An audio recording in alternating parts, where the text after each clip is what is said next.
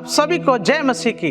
आज के आत्मिक विचार में मैं आप सभी का स्वागत करता हूं।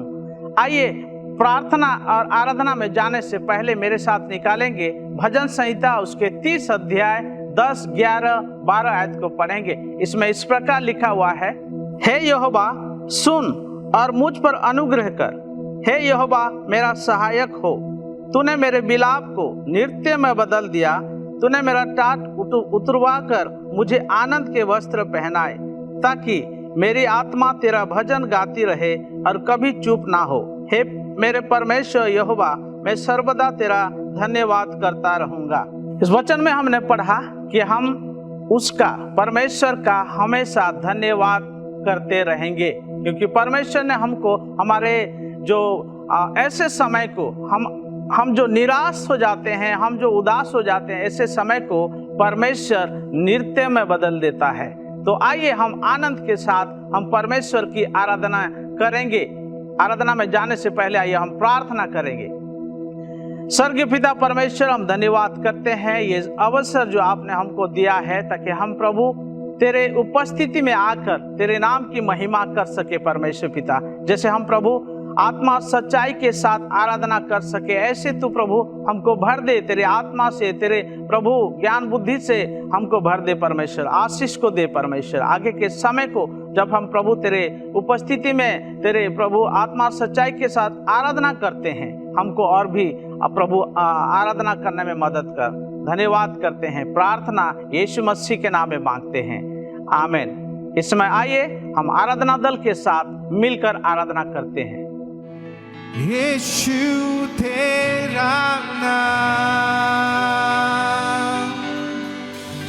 सबसे ऊंचा है। यीशु तेरा नाम सबसे ऊंचा है।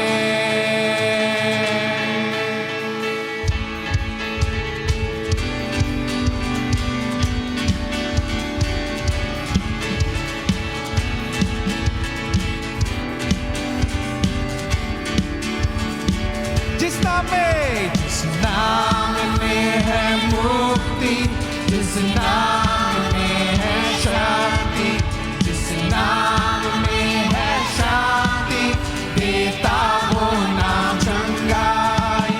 जिस नाम में है जिंदगी, यीशु है वो नाम।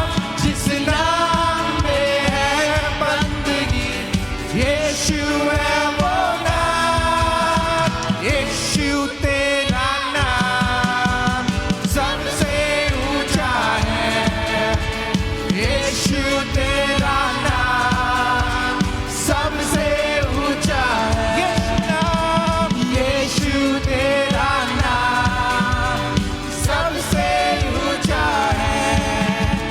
यीशु तेरा नाम सबसे ऊंचा है।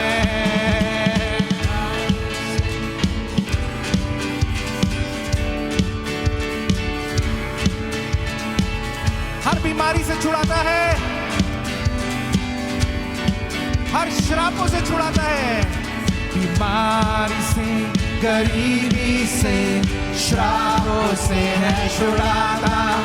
वो नाम है जो अंधों को रोशनी है देता। बीमारी से, गरीबी से, श्रापों से है छुड़ाता। वो नाम है जो अंधों को रोशनी भी है देता। वो जिस नाम में है जिंदगी, यीशु है वो नाम। जिस नाम में है बंदगी, यीशु है वो नाम। यीशु तेरा नाम सबसे ऊंचा है। यीशु तेरा नाम सबसे ऊंचा। यीशु तेरा नाम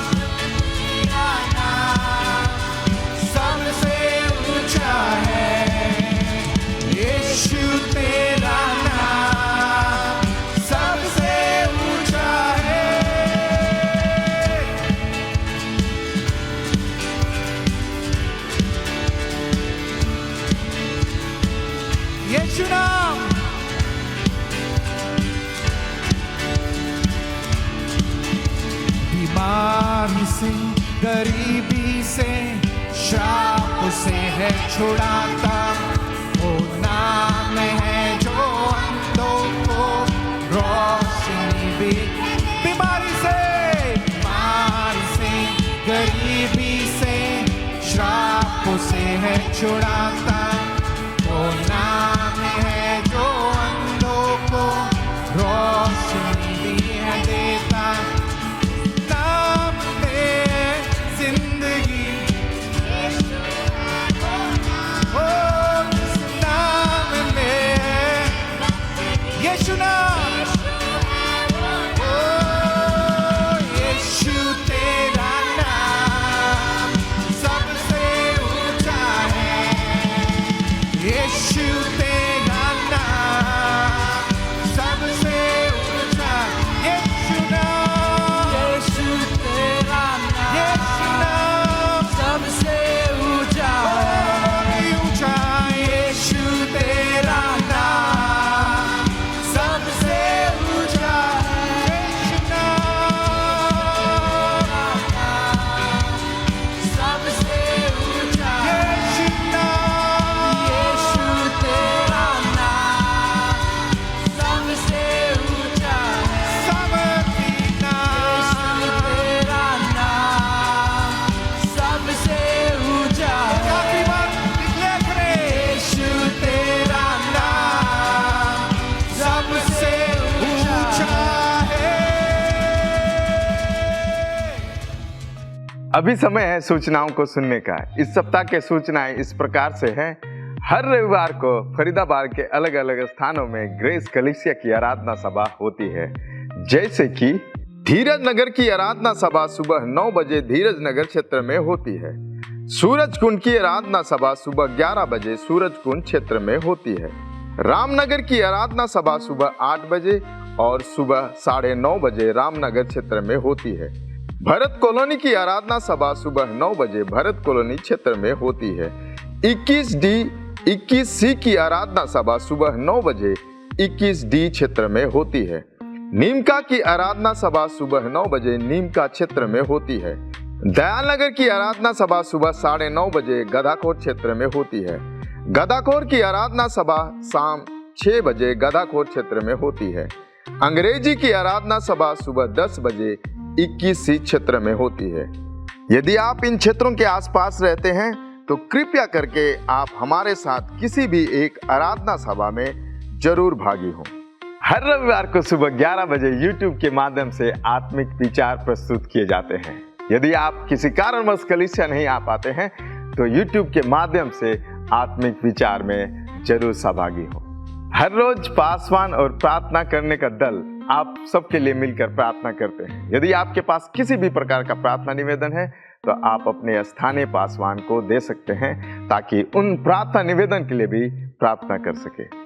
हर शुक्रवार शाम 6:30 बजे 21 मुख्य कलीसिया में शुक्रवार की आराधना सभा होती है। मैं आप सबको उत्साहित करता हूं कि आप आराधना सभा में जुड़कर प्रभु की आराधना कर सकते हैं। आज के लिए इतना ही, और अधिक जानकारी के लिए स्थानीय पासवान से जरूर संपर्क करें।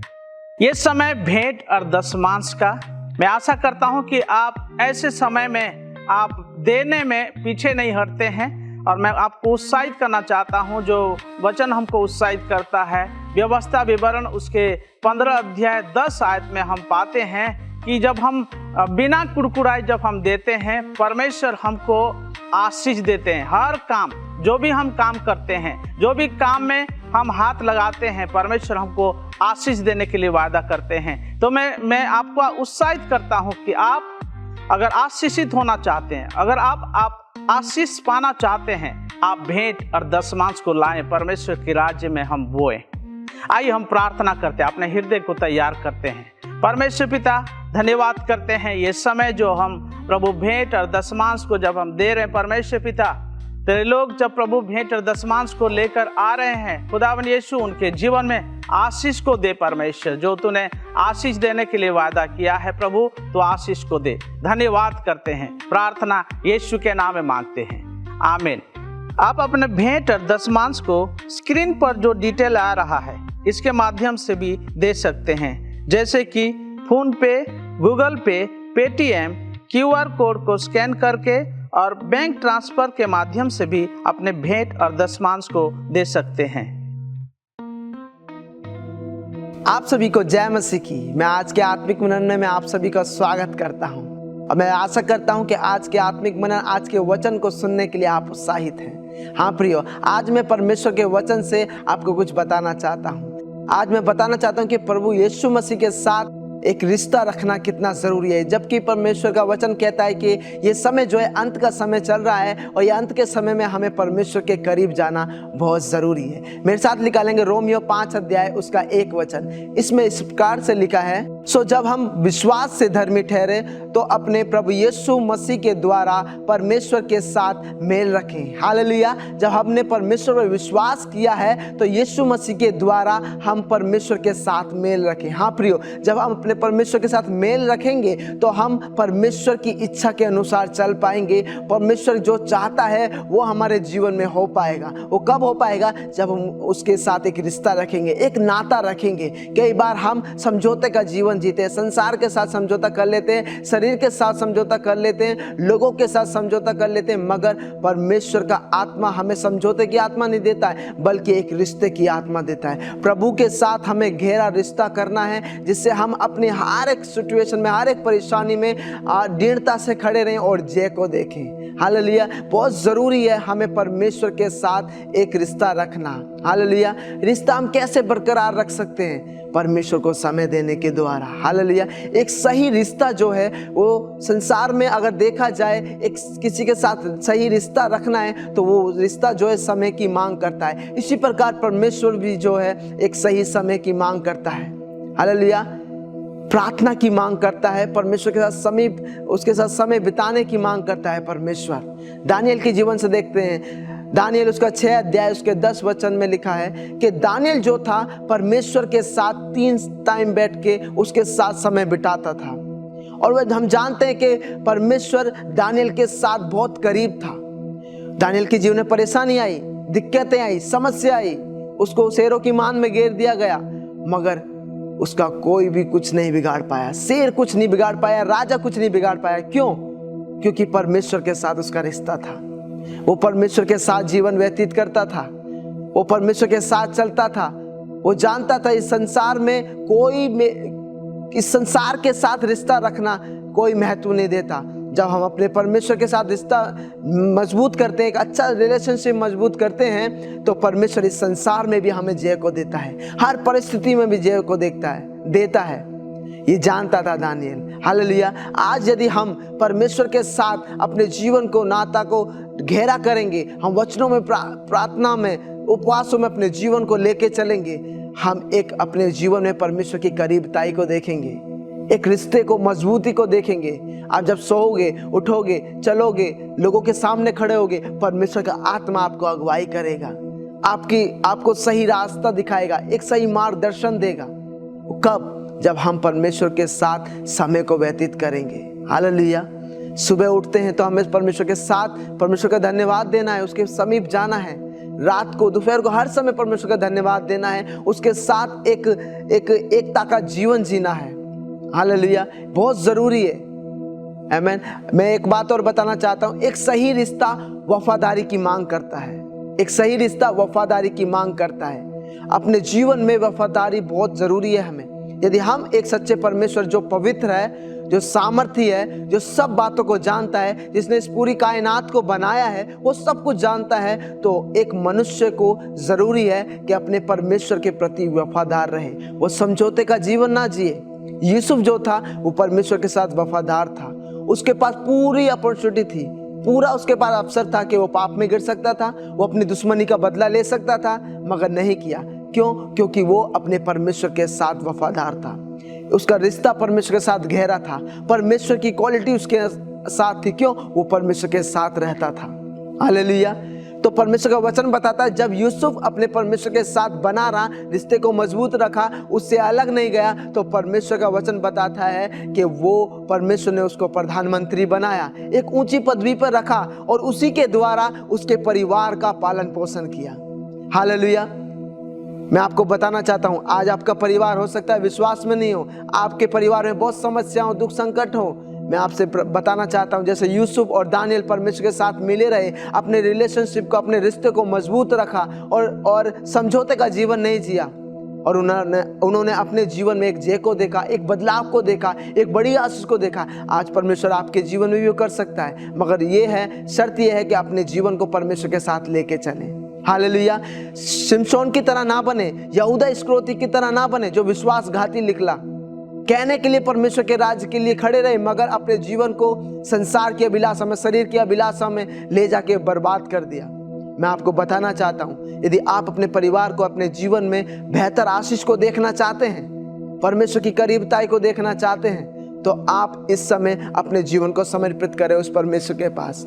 हिजकिय्याह के समान आप बोल सकते हैं कि परमेश्वर, जब उसके मरने के दिन निकट आए, उसको रोग हो गया, हिजकिय्याह ने दुहाई दी कि परमेश्वर मैं तो तेरे साथ खराई के साथ चला, तेरे साथ सही रिश्ता रखा, मैं अभी मरना नहीं चाहता।